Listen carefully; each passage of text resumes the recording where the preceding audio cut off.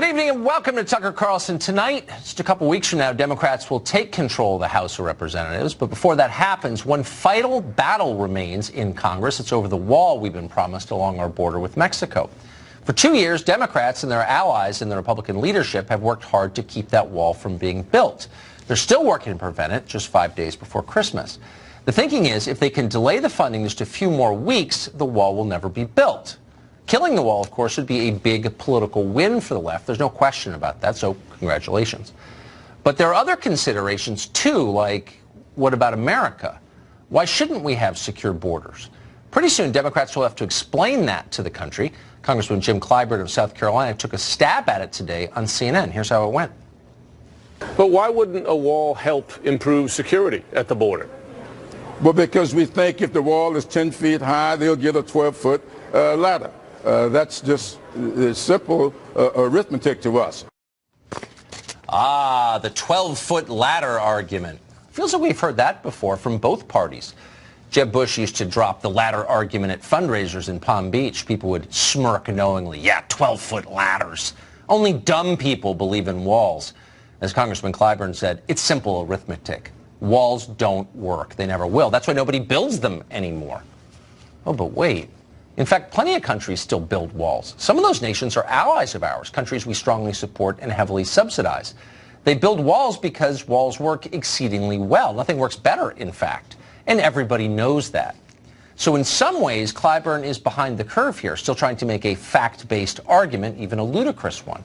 Most Democrats are far beyond that now, into the realm of the metaphysical. The Right Reverend Luis Gutierrez, who was also a Democratic congressman from Illinois, made the theological case against walls today as he questioned Homeland Security Secretary Kirstjen Nielsen. Gutierrez noted that people who support walls hate Jesus. It's that simple. Watch. The majority on this committee must think you're doing a fantastic job because they've ordered this hearing so that you could come before us and look tough and remorseless just in the time for the holidays. It is repugnant to me and astonishing to me that during Christmas, I like to call them the holiday seasons to be inclusive, but during Christmas, because the majority always wants to just call it Christmas, that during Christmas, a time in which we celebrate the birth of Jesus Christ, a Jesus Christ who had to flee for his life with Mary and Joseph. Thank God there wasn't a wall that stopped him from seeking refuge in Egypt. Thank God that wall wasn't there. And thank God there was an administration like this. Yep, Trump's worse than Pharaoh. See? Jesus hated walls. It's right there in the scriptures in the book of Obama, chapter 6, verse 13. And all the people said, amen. Can I get a hallelujah? How does a public official respond to a sermon like that? Well, watch Secretary Nielsen try to respond. And as you do, pay special attention to the Right Reverend Gutierrez as she talks. Watch. A policy of family separation would mean that any family that I encountered in the interior, I would separate. It would mean that any family that I found at a port of entry, I would separate. It would mean that every single family that I found illegally crossing, we would separate. We did none of those. What we did do is uphold the laws that Congress has passed, and we prosecuted those who choose to come here illegally. Well, when you ask questions and then don't stick around to hear the answers, people might start to suspect that you're not really interested in learning anything. And of course, they're not interested. People who support open borders do so out of self-interest, more money, more voters, but also on faith. They just know they're right, and they know for a fact that you're evil. It's obvious. Well, maybe they're right. Maybe they are good people and you're irredeemably sinful. But that's not enough. Winning on virtue alone is not how our system works. You can only make people shut up and obey for so long. You can certainly silence them for a while. You can bully them into submission by calling them racists or throwing fake Bible verses at them. But that's only a short-term fix. At some point in a democracy, you have to convince them. And that starts by answering their questions. Why not a wall? Nothing else has worked. There are likely more than 20 million foreign nationals living illegally in America right now. They're all using fraudulent federal ID. They're making a mockery of this country and our laws. It's totally dysfunctional. It's disgraceful. Everybody knows that. Trump, whatever his faults, took the problem seriously. He promised a border wall. In the end, he did not deliver on that. That's on him. But instead of proposing a better idea or even acknowledging the seriousness of what is a legitimate crisis, the left decided to pretend that everything is fine and you're a bigot if you disagree. That's on them. They may not know it yet, but by winning the last election and stopping the border wall, the left just inherited responsibility for one of the biggest problems we as a country face. What is their problem and their plan now? Congressman Jim Jordan is a Republican representing Ohio, right in the middle of all this, and he joins us tonight. Congressman, thanks a lot for coming on. So the obvious question as we have the final debate over the wall during the final hours of the Republican Congress. Yeah. Why now? Why 2 years later? Well, you're right. We should have done it earlier. We should have done it in March on the big spending bill. We told American people we would. Then we said, no, we're going to do it in September. Didn't do it then on that spending bill. Then we said we'll do it on December 7th. No, we didn't do it then. And then we said we'll do it on December 21st. We did it tonight in the House. I mean, just a few minutes ago it passed. Even though last week in the Oval Office, Nancy Pelosi said the House can't get the votes to pass a border security wall, funding for a border security wall. We just did a few minutes ago, got 217 votes. I think the Democrats had 185. So we just passed it in the House. That's step one, and now it goes back to the Senate, and we'll see what happens from there. But we need to stand firm on this because, as you said, as the president said, this is a central promise we made the voters in 2016. This is our last best chance to do what everyone knows is just good common sense. Everyone but Democrats, I should say, knows is good common sense. But I think it's fair for the rest of us to press a little deeper and ask, well, why didn't it happen? I mean, you're absolutely right. It should have happened. You probably would have preferred it had happened earlier. But we pushed for it to happen earlier, yes. Right. I remember. But it didn't, and that means that people prevented it from happening. Obviously, Speaker Ryan was one of them. Who else? Just so the rest of us can keep score. Well, look, it's always easier. I mean, to do something that really counts and has lasting value, lasting meaning, it's never easy. So one good thing. For sure. Well, exactly. So anything worth doing is always difficult, but Congress always has a way of trying to take the least resistant route and do the easy thing. So that's why it happened, I think, most often. Well, wait, but hold on. I mean, look, and I know you were for it, but the tax bill was definitely hard. There was a lot of opposition to it. And the leadership just decided, we're getting this done. It's not something that Trump ran on or there was broad public support for, but they wanted it, and they got it done, and they worked really hard, came on the show, made the case for it. They didn't do that with the wall. And why? Again, I think it's fair to know, since you're on the inside and we're not, who prevented that? Well, I don't know what prevented it, but I think the intensity was more for the tax cuts than it was for repealing and replacing Obamacare and building the border security wall. I think you're right about that. But there's some intensity today. We've been pushing. And like I said, we just passed a bill that puts $5 billion for a border security wall. And that is a good first step. Amen to that. Congressman, thanks very much for coming on for that update. You bet, Tucker. Thank you. Julian Epstein is a former chief counsel to the Democratic side of the House Judiciary Committee and a longtime guest on the show. He joins us tonight. Julian, thanks a lot for coming on. So I don't know what's going to happen. I'm assuming, I mean, it's pretty late in the process that this is not going to happen. So Democrats will say, and Pelosi will say, we made good on our promise to stop the wall. Okay, great. But then there's the day after that when you have, by Yale's estimate, over 20 million people here illegally using fake IDs. It's out of control. What's the plan at that point to secure the border, the Democrats' plan?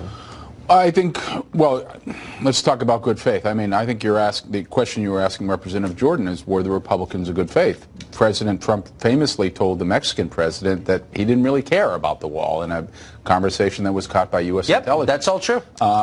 The Republicans have been in control for 2 years. I couldn't agree more. Why haven't they passed anything? Look, you don't need to convince me to that. Is this an issue they like to tell your viewers and their voters that they're for? Yes. But it's just symbolic? Yes. It's a mirage? I think Paul Ryan would like to leverage the enthusiasm and the donations of ordinary Republicans to win and then subvert their will on behalf of his donors once he gets there. I agree. So with you're that. being honest. So you're being honest. Well, I mean, I don't work for anybody. But you're being honest. That's right. So let's talk about good faith on the Democrats' part, which is what you asked about.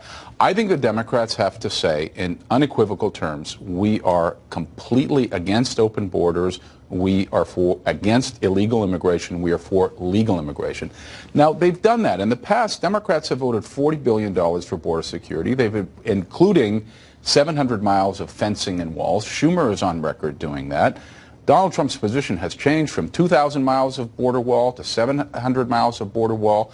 There's actually consensus for physical security, border security, physical security, a wall, fencing, where it makes sense. not where it doesn't. Remember, 2/3 of the border area is owned by the states or owned by private individuals. Okay. Even if you got all the funding done today, you're going to be tied up in court for 10 years on eminent domain legal challenges on your ability to do this. But more importantly, I think we just spent, just to put it in context, it's $5 billion for this wall as a start. We just spent, I think, $967 billion on a farm bill that literally gives tax dollars to the nieces and nephews of farmers for reasons no one can explain to me. It's the most wasteful. It's disgusting, okay?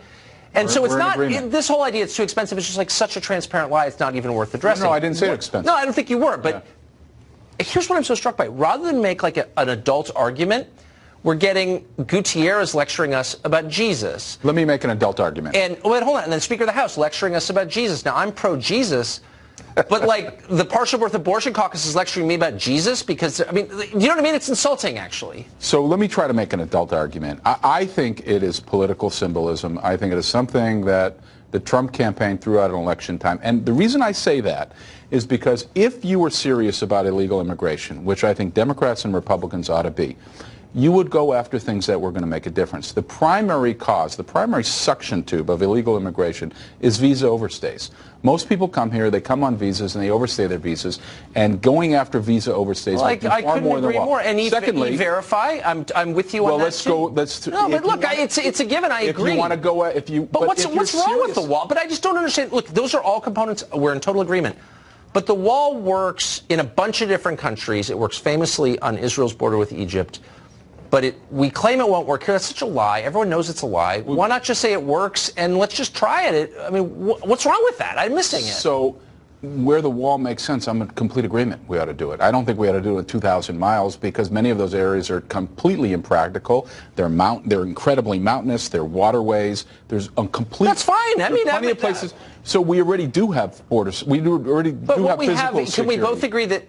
And a lot of our illegal immigration comes from visa overstays. I understand that. But most of it. Yeah, right. But there's still millions of people who've snuck over the border and are still living here. So why wouldn't you reassure the American people that we can all calm down and focus on a smart immigration policy that's, emotionally decelerated from where we are now? People feel like it's out of control because it is. I think, well, it's getting better. We had 300,000 border apprehensions last year, which is the lowest in 74. I guess relatively speaking, but it's still the number of immigrants coming across the southern border is way, way down. Hundreds of thousands. That's way bigger than 300,000. Used to be 3/4 of a million. No, I'm just saying, like, that's much bigger than the city I grew up in. So, like, that's a lot of people. But why not just wall it off and then we can have a rational conversation? So let's try and go back to this adult conversation if we can. I agree there ought to be physical security in places that it makes sense, not where it doesn't make sense. I don't think the two parties are engaged in that kind of conversation right now. But that's point one. Point two is the real problems here are not the border crossing. The real problems are visa overstays, as we just talked about. The second one is employers. The reason why undocumented immigrants stay here is because of employers. If Republicans, and I think Democrats should be here as well, if they're so serious about this problem, why is it that they don't do things that will upset the business community, like employer sanctions? Look, you're preaching to the choir completely. I think but to see the activist left there's a cynicism aligned with rapacious employers looking to exploit labor is a little bit stunning. That's what Republicans have always done, and now all like the drones on the progressive side, or the intersectional side, are like, yeah, we're on the side of Amazon hiring cheaper labor. What? So we're making a little bit of progress here, I think. Okay. I think physical security where it makes sense, not where it doesn't. Go after visa overstays, employer sanctions. The last point I would make to you is that we're almost at time. I don't think Mexico is the enemy here. Most of the illegal immigration that occurs on the southern border is Central America, not Mexicans. And more than half of the illegal is coming from Central America. But Mexico actually has a rather effective border security But they've system. Encouraged illegal immigration into this country. They've actually deported hundreds of thousands of Central Americans. They printed pamphlets telling people how to sneak across the border. So that doesn't seem like I think Mexico could conceivably be much more of an ally than we give it could. Hopefully it will be. Julian, thank you very much. Thanks. Good to see you. California Democrats have been very proud of their new sanctuary state law. Now a man released from prison thanks to that law apparently killed 2 people. Trace Gallagher has the details on this unfolding story. Trace.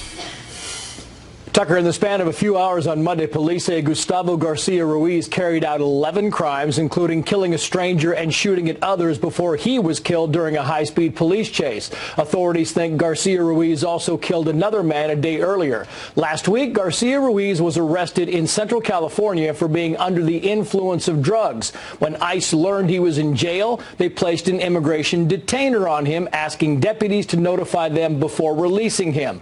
But under SB 54, California's sanctuary law, because the suspect wasn't being held on a felony, law enforcement is prohibited from honoring ICE detainers. ICE says this, quote, is an unfortunate and extremely tragic example of how public safety is impacted with laws or policies limiting local law enforcement agencies' ability to cooperate with ICE. And here's the gut kick. Garcia Ruiz is a known convicted violent criminal, armed robbery, assault with a deadly weapon, repeatedly deported, etc. But under SB 54, none of that can be used to notify immigration agents. Here's the Tulare County Sheriff. That tool has been removed from our hands. And because of that, our county was shot up by a violent criminal that could have easily been prevented had we had the opportunity to reach out to our fellow counterparts. Sheriff says he doesn't want to enforce immigration laws. He just wants violent criminals off the streets. Tucker. Trace Gallagher for us. Thank you very much, Trace. Well, France is still burning tonight over efforts to impose a climate change agenda there. So needless to say, some in our Congress are anxious to do the same thing here. Jeff Flake specifically, but others. We'll give you details after the break.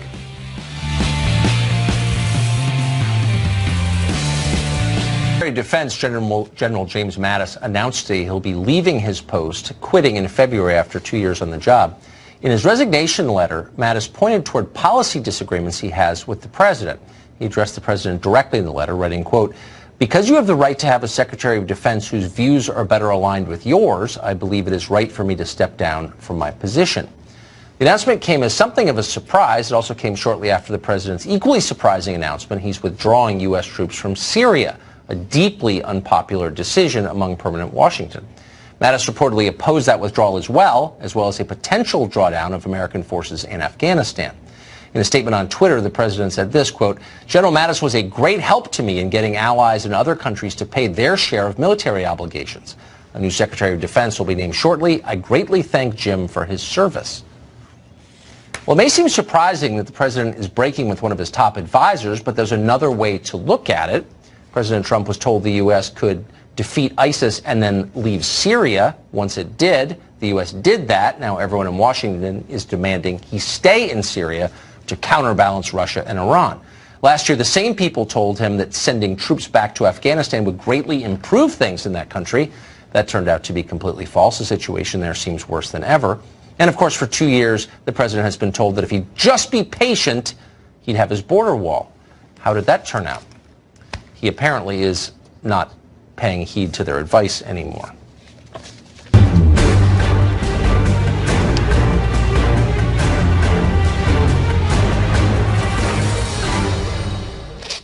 The administration today issued a strong condemnation of a major foreign power that routinely hacks American infrastructure, steals national secrets, technology, personal information in huge quantities. The director of the FBI called this country the greatest long-term threat to America's well-being. China, misread that. For more than 2 decades now, of course, it has always been China, America's greatest geopolitical rival. You wouldn't know that, though, from watching television. Even this week, with this new news about China, there's only one foreign power on the radar considered a threat. You know what it is. The Russians exploited a massive backdoor into the foundation of our democracy. Moscow's attack on American democracy. The work by Russian agents to try to destabilize American democracy. It's everything you need to know about the threat to our democracy. The long-term damage is going to be to weaken our democracy. You have Republicans who are silent and seemingly okay with this kind of attack on our democracy. People are so stupid, it's amazing they're employed. Michael Pillsbury, not stupid and employed, director of the Center for Chinese Strategy, the Hudson Institute, author of the remarkable book, The 100-Year Marathon, China's Secret Strategy to Replace America as the Global Superpower. A strategy no longer secret thanks to his book. Mr. Pillsbury joins us tonight. Thank you very much for coming on. So this seems like a confirmation, this announcement today, of what we may have known, but still striking. Yes, I think when the director of the FBI calls China our main rival, and then specifically said their goal is to replace us as the global superpower.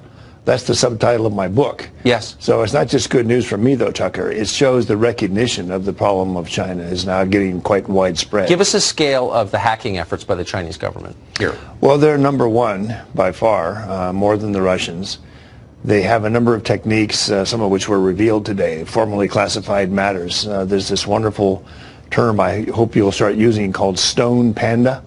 It's the code name for the Chinese unit that's been doing this. Sounds like a restaurant, but I like it. And it seems to, according to this declassified material, it seems to go back 12 years. It seems to focus on American companies. The data that they've stolen can help them in negotiations, business negotiations with American companies. They also get trade secrets. It's massive, and it seems to be focused on the high-end technology sectors that China would need to dominate by 2030 or 2035 in order to be the world leader. So in other words, they're going to steal their way to global leadership. Let's put it that way. It's more polite than domination. And the FBI is blowing the whistle today, along with the Deputy Attorney General. The pity is, as you know from our local press, there's been a big leak that Steve Mnuchin and the Treasury Department were going to offer sanctions today as punitive for these things that the DOJ and the FBI are finding. For some reason, at the last minute, Treasury pulled out. So they weren't at the announcement, and they're not putting the sanctions forward. So this leak shows dissent inside the Trump team. And of course, the Chinese have a strategy that Vice President Pence spoke about back in October, that they want to divide the Trump administration. They know they're hawks and doves. So this is good news. It raises public awareness for what China is up to. But there were no actual sanctions announced other than the indictment of these two Chinese hackers out of a possible 10,000 hackers, let's say. Meanwhile, there are calls for more Russia sanctions. Yes, it just tells you everything. Michael Pillsbury, thank you very much for this and all you've done on this topic. Thanks, Tucker.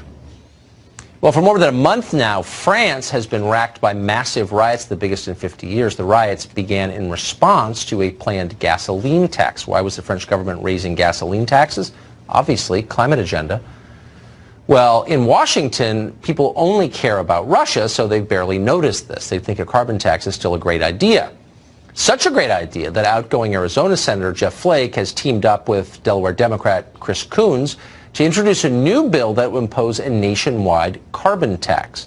Ethan Behrman is a California radio host, and he joins us tonight. Ethan, thanks very much for coming on. Thanks, Tucker. So I think it's pretty clear from what's happening in France that maybe the public globally isn't on board with this because most people care about gas prices because they don't have their own planes or drivers.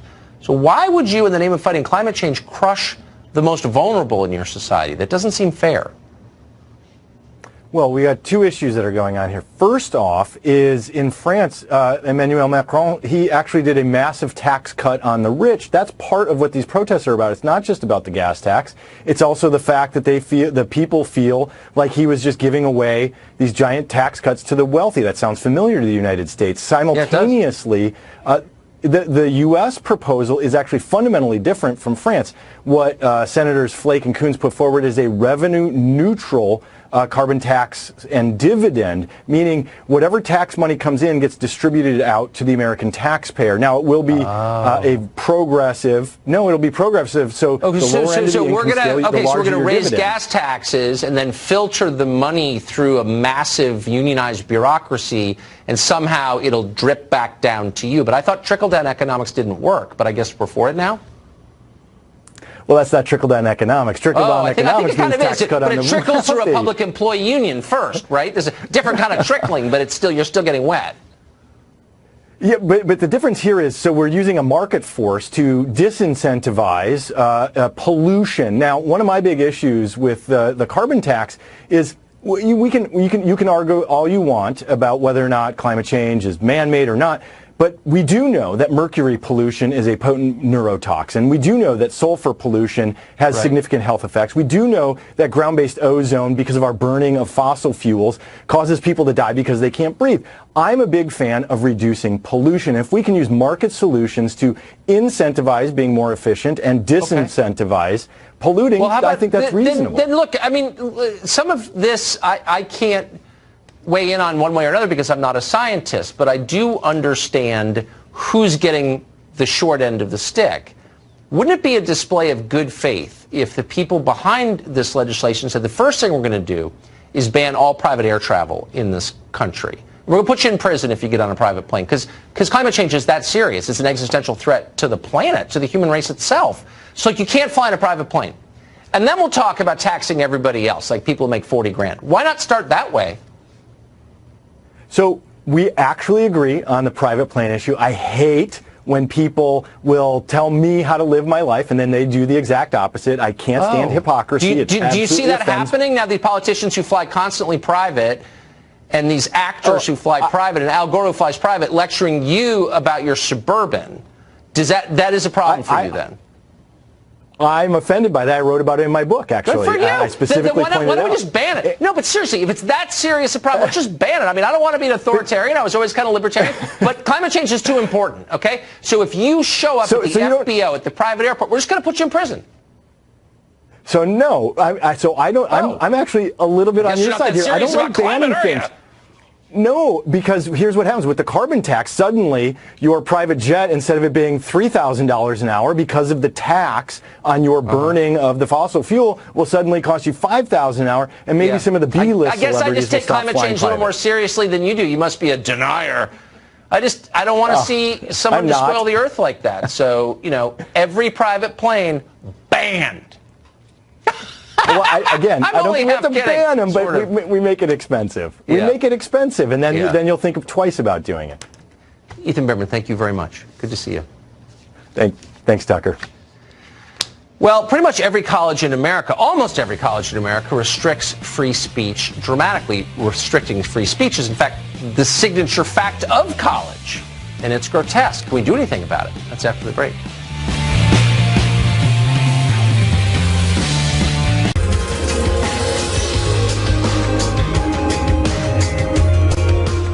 America's college campuses were designed to be havens for free expression, and for good reason. Free speech is a requirement for free thought, and free thought is central to the idea of university. There's no other reason to have it. But it's at universities where those ideas, those freedoms, are now under the gravest threat. A new report by the Foundation for Individual Rights in Education, FIRE, finds that 90% of American college campuses have some kind of speech code that restricts what their students are allowed to say, and by extension, and this is intentional, what's acceptable for them to think. When they can control what you say, they control what you think. Robert Shibley is FIRE's executive director, and he joins us tonight. Robert, thanks very much for coming on. So when you say there are speech codes, is that strictly speaking? I mean, are these rules that say you're not allowed to express certain ideas or say certain things, or are they informal? Yes, these are literally formal rules telling you what you can and cannot say on college campuses. And you're right, about 90% of them have codes that, if it's a public university, are unconstitutional, or if it is a private university, violates their own promises of free speech. So FIRE only rates those codes that are written down. If a college is engaging in informal censorship, that's not even part of these ratings. So I think, except for a small handful of colleges, every college in America receives federal funding, every one. So they would all be subject to the conventional protections, civil rights protection, voting rights. Why are they not required to uphold the First Amendment to the Bill of Rights, freedom of speech? Well, it's interesting. There are some civil rights protections. Title IX is probably the most well-known one, but some racial discrimination as well. Those do come. Those are requirements when you get federal funding. But actually, following the First Amendment is not one of those requirements. We don't make that requirement of colleges who take federal funds. But you're right; it's virtually all of them. So why wouldn't it be pretty simple for Congress to pass a law saying if you're going to take tax dollars, you have to follow the Bill of Rights? That doesn't seem like a very tough ask. Well, that is something that Congress could do, and it wasn't done back in the civil rights era. I think now you would see a lot of resistance on political bases, because I think people are, there's a lot of support out there, particularly among college administrators and folks who work at colleges, for these kind of restrictions. So I think you'd see a lot of opposition to that. I don't think you'd see a lot among your average Americans, though. Man, well, if we ever get a Republican Congress, maybe they'll do it and build a wall and stuff like that, protect Americans. Here's hoping. Robert, thank you very much. Thanks for having me. Well, Jason Nichols is right in the middle of this debate. He's an actual professor. He teaches African-American studies at the University of Maryland and a frequent guest on this show. Professor, thanks for coming on. Thank you for having me, Tucker. So it seems like kind of would be a baseline for a university to have pretty much absolute freedom of speech, a prerequisite for freedom of thought. Like, what's the point of having colleges if you can't say whatever you think? Well, I think, number one, in society, we don't have complete freedom of speech. True. Of course, there's libel, there's defamation, there is, threats of violence and inciting violence. Yes. Those are limits on free speech. So I think we have this idea that freedom of speech means that you can say anything at any time. No, we know what it is, because Brandenburg versus Ohio in 1967, the famous Supreme Court case, very specifically outlined the boundaries of free speech. And so libel is not allowed, of course. Imminent threats of violence are not allowed, but everything else is allowed. Everything else is allowed. And you would but it's not allowed at Apple or Amazon or some big authoritarian company. But colleges exist to be an oasis in the middle of our commercial society for free thinking. So why would they be the places where free thinking is punished most aggressively? No, I agree that, there are many cases, and you and I actually discussed, a case a little while ago where there was a college professor who said something he shouldn't have said, and then all of a sudden people are talking about, oh, he needs to be fired, this is why we actually have tenure. Right. It is, to protect people so that they can say what it is that they want. But there have been all these attacks, there are these people who are trying to put limits on what it is you say, and I think that that's, problematic. But I think overall colleges do protect freedom of speech. So what would happen if you went into your class and said, yeah, I kind of like that Donald Trump. And what do I like about him? I like the family separation policy. I like the wall. He's right that Mexico doesn't send us its best. Just kind of read portions of a Trump speech. Sure. How'd that work out for you? I think students would disagree, and they'd have every right to disagree. Of course they would. I would never contest that right. As a matter of fact, even if they protested me, that's part of their First Amendment right. You're not getting no debate from me on that. I believe in the free exchange of ideas, and despite the efforts to shut us down and shut us up, we're still doing it. But if you said that in a faculty meeting, no one would engage you. People would just say, you know what, I know you're African American, but you're obviously some kind of freaky bigot. You know what I mean? They would treat you like they treated Kanye West. Like, no one would engage you and say, let's talk through those ideas. You really think the family separation policy is a good idea? No. They would shout at you, wouldn't they? Well, I think people would disagree, and I think they would have every right to disagree. Yeah, of course. No, but I'm saying, I think that the whole idea of the college is you say one thing, I say another, and then we talk about them to get to wisdom. Isn't that the goal? Sure, but I think wouldn't do that. The conversation doesn't always have to be comfortable. That means we can yell at each other. We can sit there and try to shut one another down. That's part of free speech. Of course. I guess the macro question is, have you ever met a group of people with smaller minds than those who teach at America's colleges, less open to new ideas, to truly challenging concepts? I think that's what we literally do on college campuses. Really? Is challenge concepts and challenge popular ideas. I think, number one, how about this? Why don't you go next faculty meeting and say, just for the record, abortion's murder. Well, let me hold on, Tucker. I just want to see how that works. Let me tell you something. Every semester, we have abortion activists who come out and litter the campus with pictures of aborted fetuses. Yeah. And there are pregnant women who are walking across campus crying and all these kinds of things. It's still their First Amendment right. Of course it is. I'm just saying, I'm just wondering if your colleagues... no one complains. But what... Oh, people complain. But what would your colleagues say if you said that? I'm sure they'd be disgusted and they'd be upset with me. Some would. They wouldn't be open to, like, why is he saying that? What are the ideas behind that? But they don't have to be open. No, of course, because but they should be, because they're not supposed to be small-minded. They're supposed to be broad-minded. No, these are people who have probably studied the issue and they have a particular view. Come on. Oh, they're dumb people. People who study for a living are dumb people. Yeah. Well, amazingly, that's the irony wrapped in the riddle. You are none of those things, which is why we're so grateful that you come on the show. Thank you, Professor. Thanks a lot, Tucker. Good to see Appreciate you. it. Time now for final exam. Can you do better than the news professionals at remembering the news? A lot happened this week. What happened? We don't know. Do you? Find out after the break.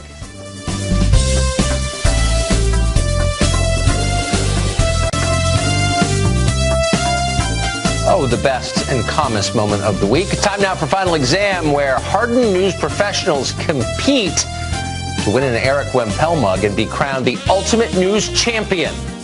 This week's exam, we're pitting two of our top Fox News correspondents against one another, but gently. Lauren Blanchard and Griff Jenkins join us on the set. Griff is a long-time former champion, though I think every match you've won, you had an arm sling on. We did. We had a 4-0 run in a sling. First time the sling came off, I lost. Yeah. Well, we found out recently that Lauren is a very tough competitor, so best of luck to you, and of course to you. Thank you. All right. You know the rules. I'm going to repeat them, though, for our audience at home. Hands on buzzers. I ask the questions. The first one to buzz in gets to answer the question. This is key. You must wait until I finish asking the question in order to answer it. You can answer once I acknowledge you by saying your name. Each correct answer is worth a single point. Each incorrect answer detracts a point from your total, the cruel math of final exam. Best of 5 wins. Are you ready? I'm ready. Good luck. All right. Good luck, sir. Let's do it. We're going to begin with a multiple choice question. In a marketing move that is either brilliant or insane, one fast food chain is now selling fire logs that make your whole house smell like their food. Is the restaurant A, Burger King, B, KFC, C, Domino's? Lauren Blanchard. It is KFC. B, KFC. Boy, you're definitive on that. Is it KFC? If you are looking to kickstart your Christmas season, you might want to get yourself one of these. This is the KFC 11 Herbs and Spices Fire Log. This is a log I guess you put in your fireplace that smells like fried chicken. For real. It smells like your car in college. No. Absolutely not. That would not come into my house. Sounds like my I'm going to run out and get one now. Lauren Blanchard, you are up by 1 point. All right, Griff, it's all you. Question 2. Here we go. Traffic in Los Angeles is notoriously awful, but thanks to the brilliance and the foresight of Elon Musk, relief may be on the way. The billionaire inventor just unveiled what new, faster way of getting around Los Angeles?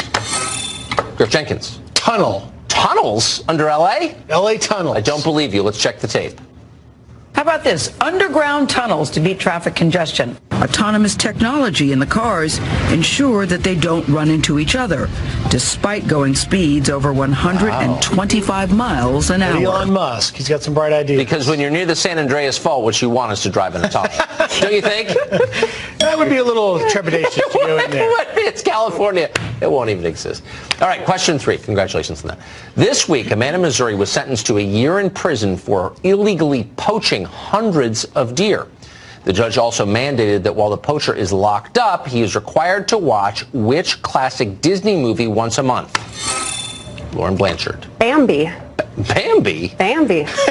Well, that's cruel and unusual. Is it Bambi? A judge ordering the man who illegally killed hundreds of deer in Missouri to watch the Disney classic Bambi at least once a month during his 1-year jail sentence. That's fantastic. That man has eaten a lot of venison. That is poetic justice there, if there ever was. Question 4, another multiple choice, so wait for each option. Forbes this week released its list of the richest celebrities of 2018. The top spot this year went to a filmmaker with a net worth of $5.4 billion. Was it A, George Lucas? Was it B, Steven Spielberg? Or C, James Cameron? Lauren Blanchard. George Lucas. George Lucas. Man, you're Star Wars, fast with right? that buzzer. Is it George Lucas of Star Wars? Top 4, you ask? Michael Jordan. Oprah Winfrey, not a surprise. Steven Spielberg. And coming in at number 1, Star Wars creator George Lucas with a net worth of $5.4 million. Billion. Did I say but? Yeah. With a B. Okay. Did you know that or did you guess? No. I feel like I knew that one. You feel like you knew that? Star How'd you do Wars- in it the was SAT? I'm from Michigan. We don't really take the SAT for a lot Right. of Midwest schools, so ACT. ACT. I bet you got 100. I wish. No, my parents would have been a lot. You have fast. I feel like she's unbelievable. I have two brothers. I have had to fight for a lot of things growing up. Yeah, so. I can tell. Boy, you were the jumpy. You were the first one. All right, final question. All right. Which 90s child actor, famous for starring in a very popular Christmas movie, has just reprised his role for a new ad for Google?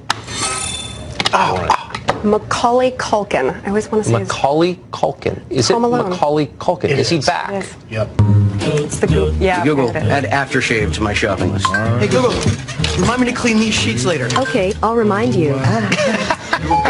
Someone's at the front door. Kevin McAllister. Amazing. And I don't usually add an intro comment here, but I'm hearing from my judges who have all the metrics in front of them on the final exam control room board. Okay. And they're saying that both of you have buzzed in, but your reflexes are so lightning quick, you're like a ninja. They're impressed. It is. It's like, the old Western movies where the guys good. It's unbelievable. Like, that's it. I would never Dead before you hit the ground. Mm-hmm. Yeah. Right. Griff, great job. Thank you. Lauren, Congratulations. Nice job. And we're going to award you, as we traditionally do, the Eric Wemple mug. He works for Jeff Bezos' website. And we've had some demand from his relatives for this mug. So that's how coveted it is. I think they feel the same way as we do about him. He's atop, by the way, our Christmas tree. We have an Eric Wemple